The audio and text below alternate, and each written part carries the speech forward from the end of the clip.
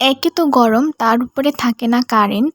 মানে কারেন্টের যে একটা অবস্থা শুরু করে দিয়েছে, মানুষের বেঁচে থাকার মতো আর কোনো অবস্থাই নেই। মাঝে, মাঝে তো মেজাজটা খুব গরম হয়ে যায়। আসসালামু আলাইকুম এভরিওয়ান, সবাইকে ওয়েলকাম করছি আমার আজকের নতুন আরেকটি ব্লগে। আসলে গরমের কারণে ভিডিও এডিট করে যে আপলোড দিব সেই ধৈর্যটুকু আমার হচ্ছে না। তো আজকের ভিডিওতে আমি ৩ দিনের ভিডিও একসাথে অ্যাড করে দিচ্ছি।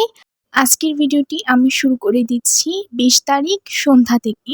তো সন্ধ্যায় আসলে এত পরিমাণে গরম লাগছিল, তো আমি একটা ড্রিঙ্কও খেয়ে নিচ্ছিলাম। আসলে যত ঠান্ডা জিনিস খাওয়া যায় ততই আমার কাছে ভালো লাগছিল। আর তারপর সন্ধ্যায় নাস্তার জন্য বাহিরে থেকে আলুর চপ, পেঁয়াজও আনা হয়েছিল, কারণ বাসায় নাস্তা বানানোর মতো অবস্থায় ছিলাম না। এত পরিমাণে গরম লাগছিল, শরীর খারাপ লাগছিল।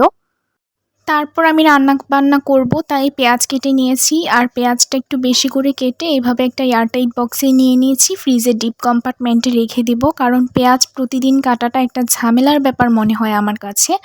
তারপর এখানে মুরগির মাংসের হাড় দিয়ে বুটের ডাল দিয়ে রান্না করে নিয়েছি। ভিডিও করতে পারিনি রান্নার টাইমে, কারণ আমার ধৈর্য হচ্ছিল না এই গরমে আর ভিডিও করার। তার পরদিন সকালেই আমার মনে হয়েছে যে ফ্রিজে আমি বেসনগুলো রেখে দেই, রমজান মাসে যে আনা হয়েছিল সেগুলো। এই বুদ্ধিটা কিন্তু আমার আম্মুই বলেছিল যে ফ্রিজে রেখে দিতে, না হয় পোকা ধরে যাবে। তো আমি ২টা এয়ারটাইট বক্সে নিয়ে নিয়েছি আর ফ্রিজে ডিপ কম্পার্টমেন্টে রেখে দিয়েছি। আর তারপর দুপুরের জন্য আলু টমেটো দিয়ে মাছের ঝোল রান্না করে নিচ্ছিলাম। সন্ধ্যায় আমি আলুর চপ আর পেঁয়াজু বানাচ্ছিলাম, কারণ আমার হাজবেন্ড বলছিল তাকে আলুর চপ বানিয়ে দেওয়ার জন্য। তো আর কিছুই করার নেই, গরমেও আসলে রান্নাবান্না করতেই হবে।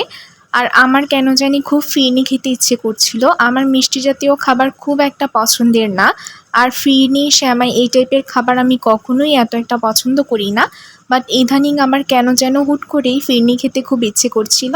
তাই আমি এখানে একটু ফিরনি বানিয়ে নিচ্ছিলাম, দুধ জাল করে নিচ্ছিলাম। আর এখানে আমি পোলাওর চালটা ভিজিয়ে রেখেছিলাম। আর এই ভিডিওটা হচ্ছে আজকে সন্ধ্যায় এখানে আমি মুরগির মাংস ভুনা করে নিচ্ছিলাম। আমার মনে হচ্ছিল যত দ্রুত রান্না শেষ করা যায় ততই ভালো হয় আমার জন্য। তো আমি ভাবলাম মাংসটাই রান্না করে নিই, তাড়াতাড়ি হয়ে যাবে। তো এখানে মশলা কষিয়ে নিয়েছি, তারপর মাংস আর আলু দিয়ে দিয়েছি। আসলে ওইভাবে ভিডিও করার মতন অবস্থায় ছিলাম না, কারণ রান্নাঘরে ঢোকার পরে একদম গোসল হয়ে বের হতে হয়, মানে ঘামে অবস্থা একদম খারাপ হয়ে যায়। আর এখানে আমার হাজব্যান্ড একটা আইসক্রিম, লাচ্ছি এগুলো নিয়ে এসেছে, কারণ আমার ওর সাথে একটু কথা কাটাকাটি হয়েছে। মানে আমি একটু রাগ করেছিলাম ওর সাথে।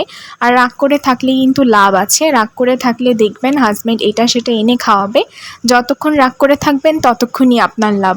তো তারপর সে আবার ফুচকাও এনেছিল। আজকের মতো এতটুকুই, সবাইকে আল্লাহ হাফেজ।